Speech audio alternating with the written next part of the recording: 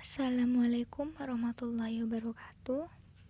Nama saya Novita, absen 23, kelas 11 MIPA 2. Di sini saya akan mempresentasikan tentang sistem ekresi pada makhluk hidup.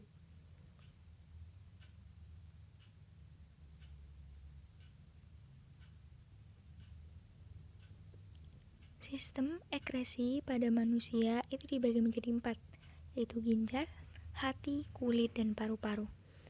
Di sini saya akan hanya menjelaskan tentang hati dan kulit. Hati atau liver. Hati disebut sebagai alat ekskresi karena menghasilkan empedu yang mengandung zat sisa dari perombakan eritrosit di dalam limpa. Empedu dikeluarkan dari tubuh bersama urin. Fungsi hati yaitu pertama, sintesis protein, albumin, protombin, dan fibrinogen plasma darah. Kedua, penyimpan gula, glikogen, dan lemak. Ketiga, sebagai penawan racun. Dan terakhir, tempat perombakan eritrosit yang telah tua. Struktur hati itu ada limpa, arteri hepatika, vena portal hepatika, pankreas, usus halus, saluran empedu, kantong empedu, dan hati.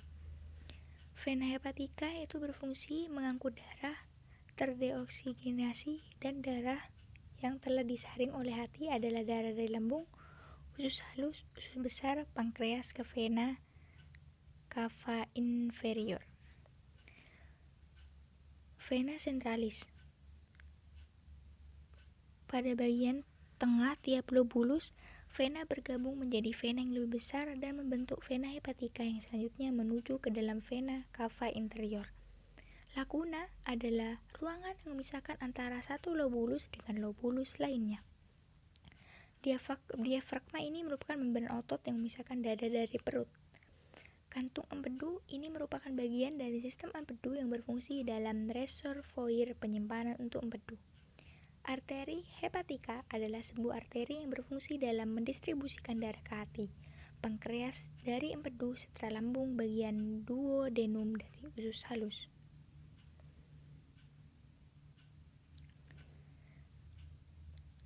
Mekanisme ekresi pada hati. Sel-sel hati yang bertugas merombak eritrosit disebut sel histiosit. Melalui sel tersebut, hemoglobin akan diuraikan menjadi senyawa hemin, zat besi, dan globin. Dalam hati, senyawa hemin diubah menjadi zat warna, bilirubin, dan biliverdin. Lalu dikirim ke usus dan setelah melalui proses tertentu dibuang keluar tubuh bersama feses. Dalam usus, zat warna empedu berwarna hijau biru dioksidasi menjadi urobilin berwarna kuning coklat yang berfungsi memberi warna pada feses dan urin. Sementara itu, zat besi tertahan dan disimpan dalam hati atau dikembalikan ke sumsum tulang, sedangkan globin digunakan lagi untuk pembentukan eritrosit baru dan metabolisme protein. Kelainan-kelainan pada hati. Gangguan pada hati yang umumnya dijumpai di masyarakat saat ini adalah hepatitis atau penyakit kuning. Disebut demikian karena tubuh penderita menjadi kekuningan, disebabkan zat warna empedu beredar ke seluruh tubuh. Penyakit ini disebabkan oleh serangan virus yang dapat menular melalui makanan, minuman, jarum suntik, dan transfusi darah. Hepatitis adalah peradangan pada sel-sel hati. Penyebab penyakit hepatitis yang utama adalah virus. Virus hepatitis yang sudah ditemukan sudah cukup banyak dan digolongkan menjadi virus hepatitis A, B, C, D, E, dan T. Kulit. Kulit adalah lapisan jaringan yang terdapat di permukaan tubuh. Pada permukaan kulit terdapat kelenjar keringat yang mengisi zat-zat sisa. Zat-zat sisa yang dikeluarkan melalui pori-pori kulit berupa keringat yang tersusun dari air dan garam-garam mineral, terutama garam dapur NaCl, yang merupakan hasil metabolisme protein.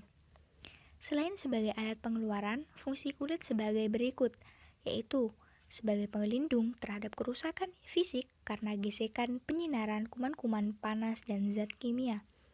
Lalu, pengatur suhu tubuh, tempat penyimpanan kelebihan lemak, tempat pembentukan vitamin D dari provitamin D, dengan bantuan sinar matahari. Lalu tempat indera peraba dan perasa.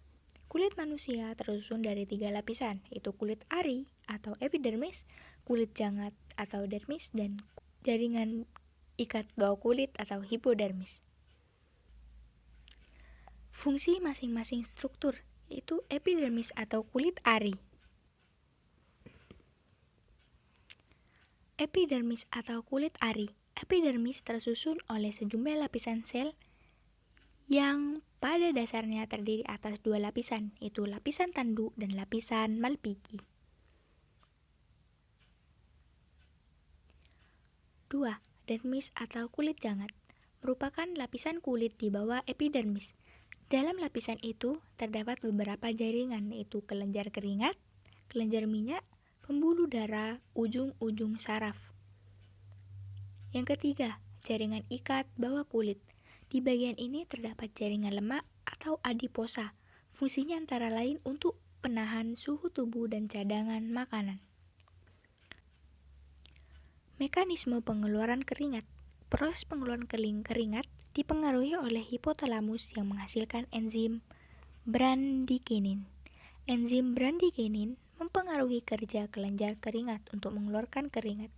Selain dipengaruhi hipotalamus, kerja kelenjar keringat juga dipengaruhi oleh perubahan suhu lingkungan dan pembuluh darah. Ketika suhu tubuh naik, suhu darah akan meningkat dan merangsang kelenjar hipotalamus mengekskresikan hormon.